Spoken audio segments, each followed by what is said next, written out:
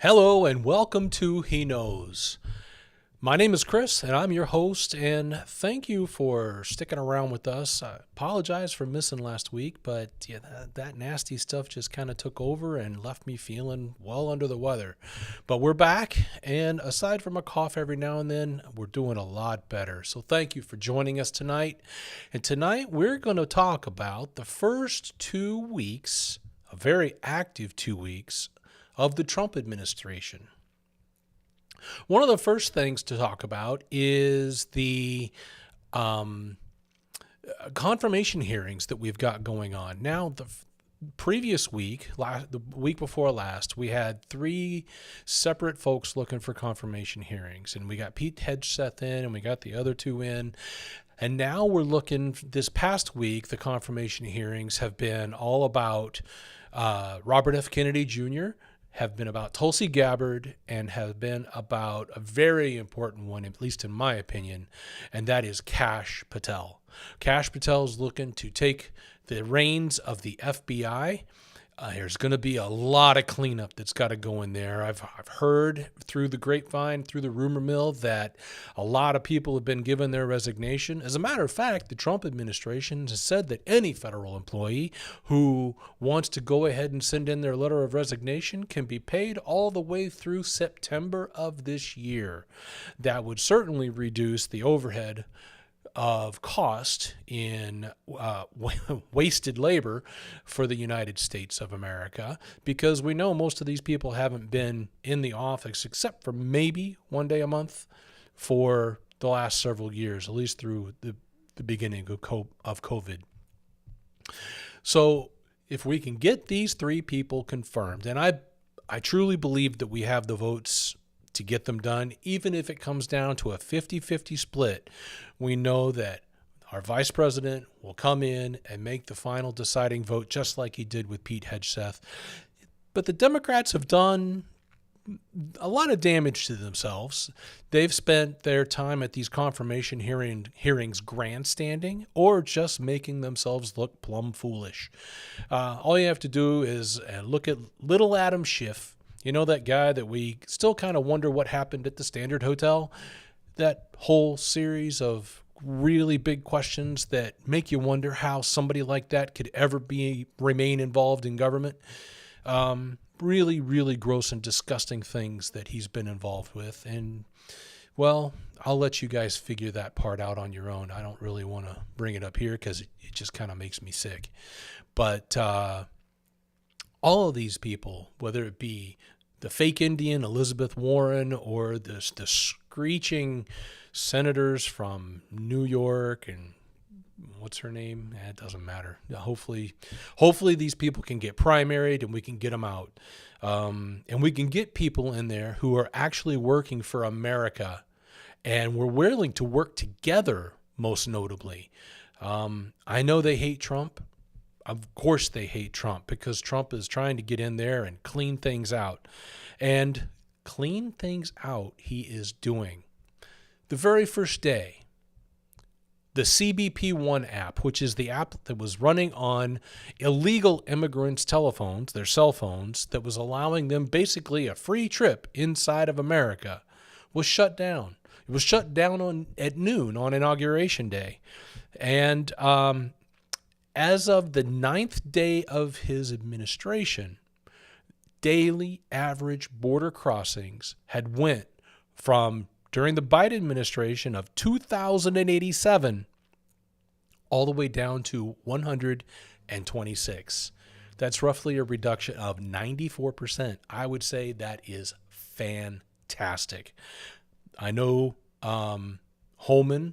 Secretary Holman is out there working like crazy, getting around these people like Pritzker in Illinois, and all the others that are trying to run interference and say that they're not going to allow ICE or Homeland Security or anybody that's looking to deport illegal people in the United States out of the country. You know what?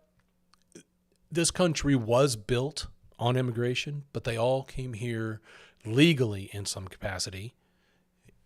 Even people that I am very close with came here as immigrants, applied properly, are now citizens, and there's nothing wrong with that.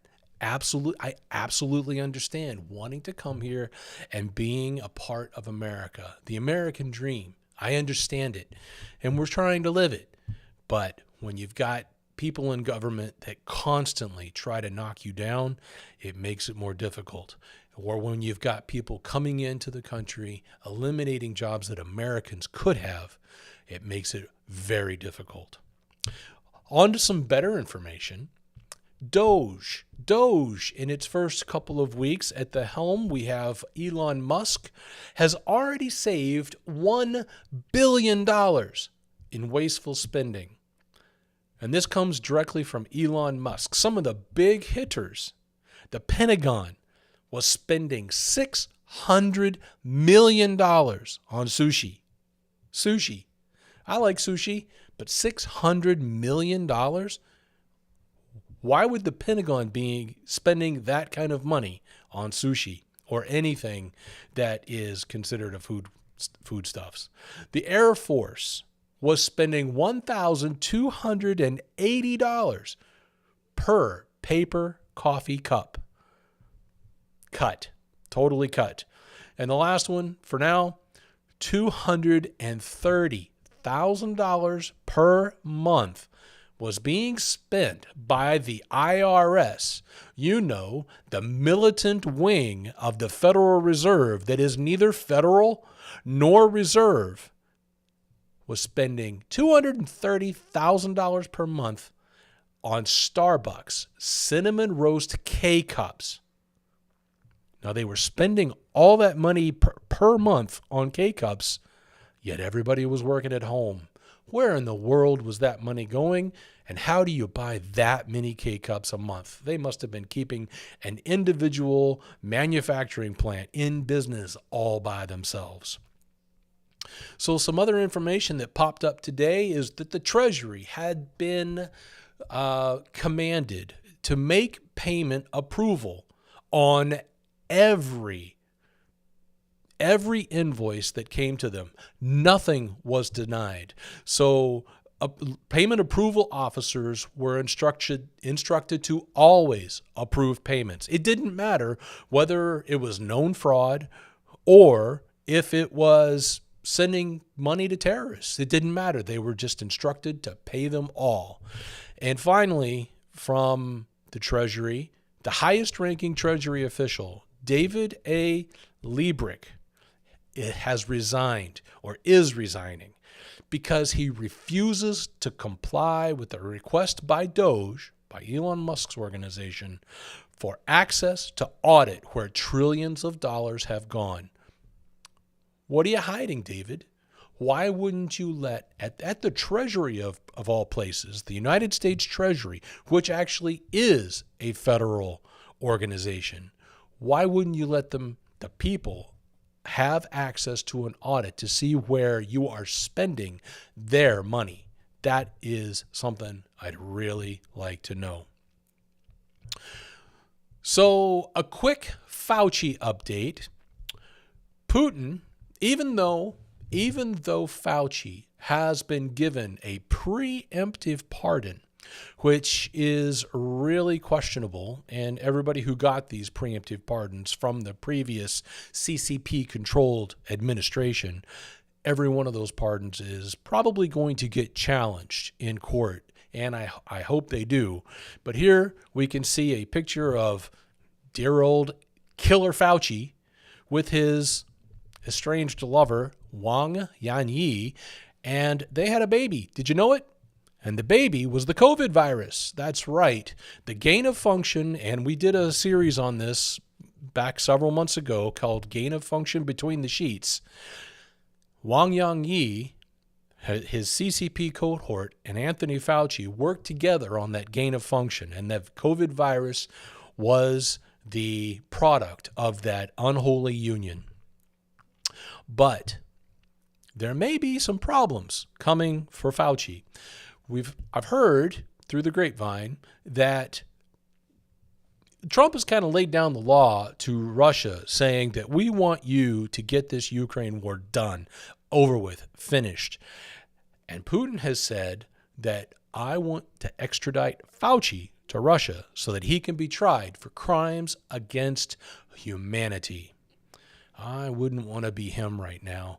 The whole gain of function thing, the millions that he's killed, the remdesivir that he forced down the throats of people who didn't want to take it. How many people have died and how much blood is on his hands? One more catch up before we go on to another topic is the Panama Canal. We had a pretty good discussion a couple of weeks ago about the Panama Canal and why it is the CCP that really, truly operates the Panama Canal. Now, yes, Panama may actually operate the channels and the locks themselves that make up the canal, moving the ships back and forth between the East Coast, the West Coast, and back and forth. However, we also know that the CCP is in control of almost everything on both ports, on either side, on the Pacific side and on the Atlantic side. So, Secretary Rubio, Secretary of State Marco Rubio is currently in Panama right now discussing taking back over control of the Panama Canal. And I think that is a wonderful thing, and I hope that the United States is very successful there. Because, I mean, it means a huge, huge disadvantage if we have to pay huge amounts of money to go through that thing and are forced to go around the southern tip of South America. Another wonderful thing that President Trump has done in his first 2 weeks in office is he signed an executive order to protect the development of blockchain technology and digital currencies or cryptocurrencies, and at the same time has forbidden the development of a central bank digital currency. Now, what's the difference, you might ask? They both are cryptos, right? Well, no, not exactly. And again, we did I think it was a multi-part piece on why central bank digital currencies were bad for everybody. So let's just break out a couple of definitions real quick. The term blockchain means any technology where data is, one, shared across a network to create a public ledger or verified transactions or information among network participants. So in blockchain, you have a very vast network of lots and lots of computers, and each one of those computers, as a member of the block, as a member of that blockchain, has a record of the transactions that are associated with it. That's why it makes it so hard to hack. In addition, if one of those nodes were to go down, then the blockchain is still fine. It can still function. However, in the case of a central bank digital currency, the whole key there is on the word central. Now, we know that in America, the central bank is the Federal Reserve. Once again, it is neither federal nor does it have a reserve. So it is an outright total lie to make you think that it actually has any control. And its only control is that which it is perceived to have, and that's the problem. All right, so let's continue. Number 2, linked using cryptography to maintain the integrity of the public ledger and to execute other functions. 3, distributed among network participants in an automated fashion to concurrently update network participants on the state of the public ledger and any other functions, and composed of source code that is publicly available. So basically, this is a wide open network. It is wide open with the source code so that everybody can actually see what's going on, that there's no hiding anything, that there's no bits going here or bits going there. Nobody can get into it and hack it. And the definition of a central bank digital currency means a form of digital money or monetary value denominated in the national unit of account that is a direct liability of the central bank. Now, a liability, which basically means it's yet another fiat currency, which also means it is fake money. It is a debt note. Everything that you have in your pocket right now is considered a debt note, and it has no real intrinsic value. It's not backed by anything, and some of these stable coins and some of these digital tokens and cryptocurrencies, many of them that are coming out now, are backed by physical metals like gold, like silver, like platinum. Even HDO and H coins were backed by gold. So this is the importance of the difference between a central bank digital currency and cryptocurrencies that are out in the market. Now be careful, because there's a lot of scams out there. Watch out for these meme coins. Only go for trusted, verified coins. Everything else has been considered to be usually a pump and dump kind of coin. There are numerous examples of these taking place where millions of dollars have been raised and all of a sudden the coins just crash because somebody cashed out, somebody took advantage of all of the fees that are associated with getting these coins, and the money just walks away. And the people who are trying to invest in some new digital currency are left holding the bag. It is typically very similar to a Ponzi scheme. And those that are in the beginning are the ones that make out, and those that will come along trying to invest are usually the ones left holding the bag. So be very cautious. Now, things like XRP and Theta, Bitcoin, those things have so far stood the test of time. Now, in my humble opinion, I'm not a fan of Bitcoin. I have a tendency to think that once people find out real information behind where it came from, that they're not going to want it anymore. But that's a hunch that I have, and I've got no real evidence to back that up yet. It's just the way that I feel, and it's not something that I'm willing to invest in. So something else that's been happening a lot in the last few days is we've had some big problems with airliners, airplanes, helicopters. Just a couple of days ago, we had a flight from Wichita, Kansas that had a skating team on it, that it was on final approach into Reagan International Airport in Washington, D.C., and it was hit by a Black Hawk helicopter, and of course the crash was devastating. At first we heard maybe there were possibly 4 survivors. Now they're saying that there's no survivors, but the two aircraft, the helicopter and the airplane, the airliner, I think it was a 737, when they collided, they of course exploded in midair and crashed into the Potomac River. Horrible, and our hearts go out for those who have lost loved ones.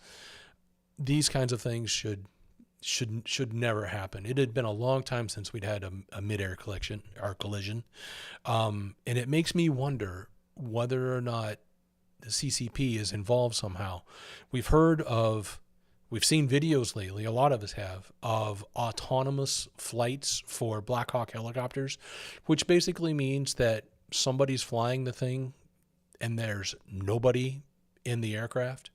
It flies around, does everything that it can do, and there's nobody in it.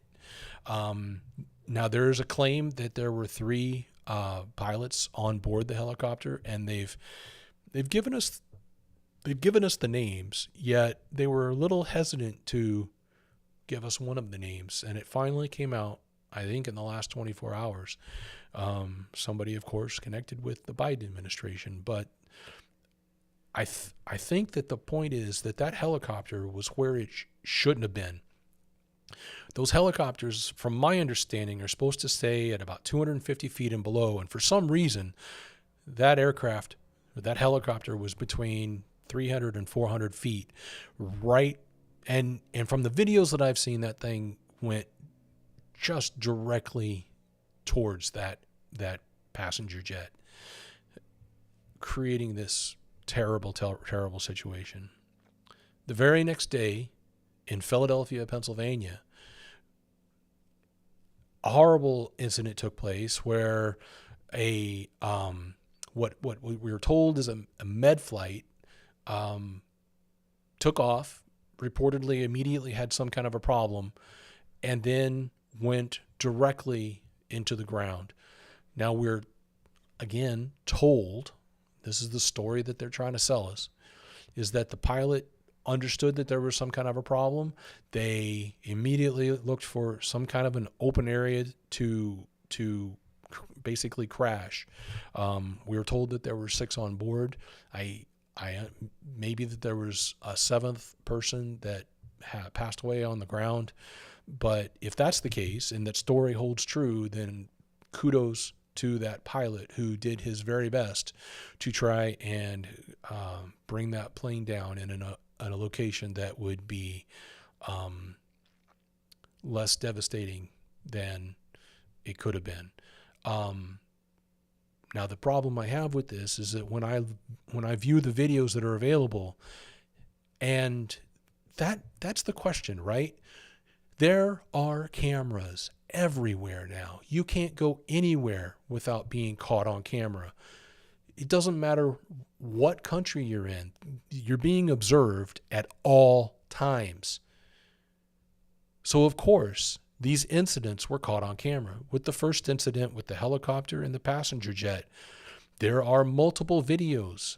There are close-up videos that appear to show that the helicopter headed straight for that passenger jet. Could that be controlled by the CCP? I believe so. We are well aware that Miles Guo, when he was on the Lady May, he had reported that he had lost control of the Lady May because somebody else had taken control of the vessel from afar. They finally got that figured out, got that stopped, and were able to take back control. But another example there, today in Houston, Texas, another instance with a flight having issues. An airliner was about to take off. The engine caught fire, and they had to evacuate the aircraft on the tarmac right before it was ready to take off. In addition to that, today the FAA had a nationwide system failure with their NOTAM system. This is one of their safety backup systems, and as of like 9 o'clock this morning, 9:15, there were some 500 flight delays and some 60 cancellations. I hadn't heard whether or not this has been rectified. Hopefully it has. Hopefully, and the FAA is another place that's been having difficulties. The head of the FAA resigned rather than take accountability. So let's step back for a moment and we'll talk about the inauguration. I know that President Trump had invited Xi Jinping to attend the inauguration, as well as, past presidents and stuff, but he wanted to, and apparently this is a out of character for inauguration to invite foreign leaders, but Xi Jinping decided to send his vice president. And we know that Han Zheng, a very powerful man in China, very, very connected through Shenzhen, has deep ties to little Wang Qishan. He is, since March of 2023, has been the vice president of the People's Republic of China. And so he came over, and here you go, there's an image of him now. And he came over and he took part, or at least was in attendance, at the inauguration. Now I have to wonder, is this an act of President Trump, keep your friends close and your enemies closer? Because we know that the CCP is the enemy of the entire world, not just the United States. And this is something that hopefully we can start getting across to everybody in our government. We need to be able to weed out those that have been paid off, bought off by the Chinese Communist Party. And I think we know who we're talking about. We're talking about all of these people, little Adam Schiff, little Eric Swalwell. We know he was sleeping with a Chinese spy. And there's so many others that are questionable. Mitch McConnell. And it's not just Democrats, it's Republicans. Of course, Eric Swalwell and Adam Schiff, they're Democrats, but Mitch McConnell is a Republican, at least in name, maybe name only, as they like to say. Kind of have to question the loyalty of people like Lindsey Graham, who's always willing to take that antagonistic view of whether or not he's going to vote for, people that President Trump put up for positions. I think he's finally turned around. Is it just a bargaining chip for him? Is he trying to find ways to just make things a little bit easier for him, looking for Mr. Green to show up? And we all remember who Mr. Green is. He likes to show up in courtrooms a lot to make sure that things get done. But there's something else going on too, I think, and that is, Han Zheng is a former member of the Politburo in China, and well, let's just break into our first video here, which is talking a little bit about Han Zheng and his illegitimate son, who seems to wield a whole lot of power. Let's go ahead and play that video.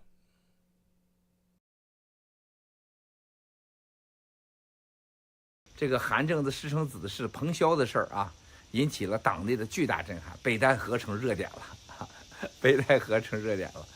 现在大家看到韩正的眼神都不对了。你有个恭喜了啊，恭喜了！哎，恭喜什么？哎，恭喜了啊，恭喜了！就不说，你儿子不错呀，啊，是吧？在外边生了还很安全，是吧？混得不错呀，是吧？啊，大家没挖出他的底儿，继续挖，你们会真的震惊啊！可不仅42，也不是华大基因，也不仅仅是科兴疫苗，可科兴科技疫苗不那么简单，它从哪里来？现在要往哪里去？ So, Han Zheng's illegitimate son is Peng Zhao. Now, Peng Zhao is a very interesting character, and he's deeply involved in a lot of rather suspicious companies, I would say. At least it's my opinion that they're suspicious. Group 42 Holdings, or also known as G42 Holdings, he is very involved there. He's also involved in BGI Genomics, which calls into question his connection with the next company, Sinovac Vaccines. Now, if he's connected to BGI Genomics that does gene sequencing on DNA, and then he turns around and he's deeply involved in Sinovac Vaccines, could it be that the digging that Miles has suggested we do, we start looking at the connections between these companies, whether or not information is passing back and forth to show gene sequences that may be vulnerable, and maybe, just maybe, hypothetically, of course, that the Sinovac vaccines that are getting manufactured are potentially targeting those vulnerable gene sequences. It makes you wonder. We know that just a few years ago, it was either 2023, I believe it was, 23andMe had a huge data breach. Now, when 23andMe has a huge data breach, that is a really big deal. 23andMe, of course, is one of the big gene sequencing companies here in America. If you want to know where your ancestors came from. You send your cheek swab sample into 23andMe, and they run the DNA samples on it. All of those DNA sequencing samples are retained. Why? Because now they've got your data. And here's the sick thing about it all. We've been doing this, and we've been paying them, whether it be $100 or whatever it is, paying them in order to give them our information about our most prized possession, our health. They basically know it all. If you send in a cheek swab, they know everything about you. They are able to sequence your DNA all the way down and know where your vulnerabilities are, everything about you. And that data breach, if that data went where I think it went, that would have given the Chinese Communist Party, because we know that every company, and we've said this before, every Chinese company is ultimately owned and operated by the CCP. Every one of these companies, if they were the ones that became the benefactor of that stolen data, then they would have the weaknesses of those in America, and they would be able to sequence vaccines to target certain sectors of the population. Did this happen? I pray it didn't. I hope it didn't. So this is something that I think Miles may have been alluding to, but sometimes saying the hard thing is the hard thing to do. I'm just taking guesses here. I don't know. I don't have any proof. But if somebody's going to steal gene data, I would think that they're probably interested in trying to do something with it. Now, what are they building? If that's the case, are they building new vaccines? Is more stuff coming? All right, we've got one more video, and this is about Han Zheng himself and the riches that he has. So let's go ahead and play that. 死了，韩正就是掐死习近平，你放心，韩正在外面钱最起码得几百亿美元，最起码咱别说千亿，最起码几百亿。他的原来给他生孩子女朋友在澳大利亚买了个超市，超市一年的营业额就2、3千万元。但是这个女孩光家族信托下的资产达到就800多亿美元。到今天共产党没有一个人一份文件说过。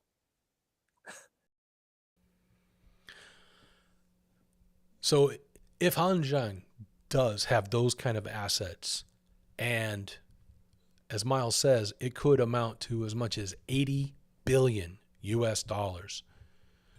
It sounds to me like that is the prime person that they would want in a position of power. The CCP, they'd be able to bribe nearly anybody they wanted. They could have anybody they wanted in their hip pocket in no time at all.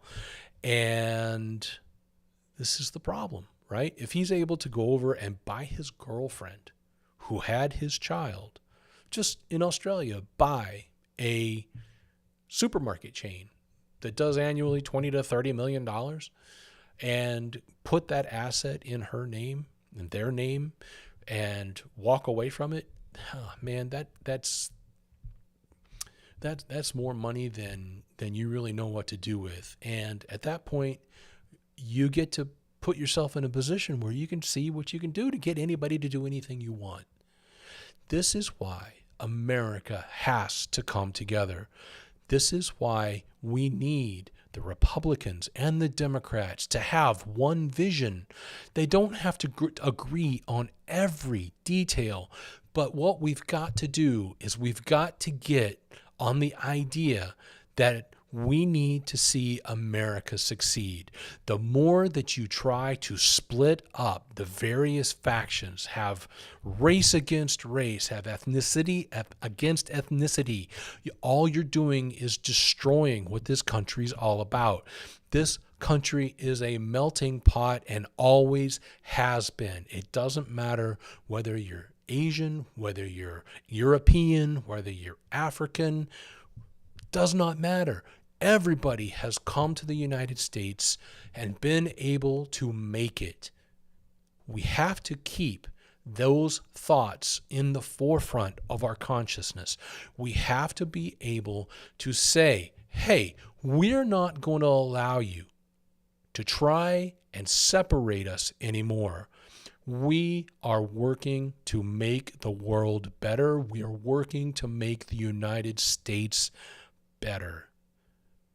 If we can focus, if we can get ourselves all heading down the same track, the United States is unstoppable. And I'm not talking in a take over the world the way the CCP has been with their Belt and Road Initiative. I'm not talking about us going in and making up horrible contracts with countries and doing this and that and building things, and then they can't pay for it. And then they come in and you take over their sovereign land. I'm not talking about that. I'm talking about being the leader of the world, being the leader of the free world, and making sure that the rest of the world follows so that everybody has an opportunity to prosper. This is what my vision is, and I hope that you share that vision. Freedom for everybody. And on that, I wish you good night, and I look forward to seeing you again. Thank you.